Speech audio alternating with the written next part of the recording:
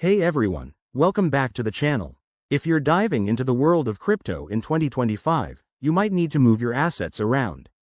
Today, we're tackling a common task: sending Tether, USDT, from Crypto.com to your Coinbase wallet.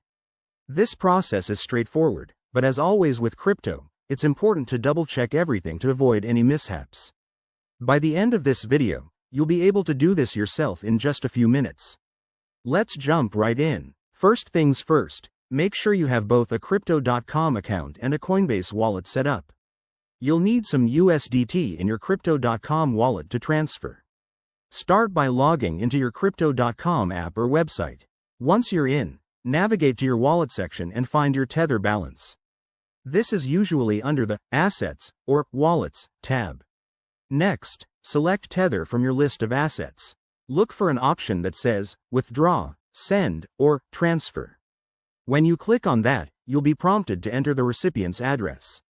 Now, switch over to your Coinbase wallet app or website. Go to your wallet settings, find your USDT address, and copy it carefully. Crypto addresses are long and case sensitive, so no typos allowed. Back on Crypto.com, paste that address into the recipient field. You'll also need to enter the amount of USDT you want to send.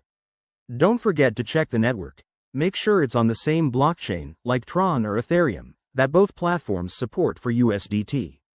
Crypto.com will show you any fees involved, so review those before proceeding.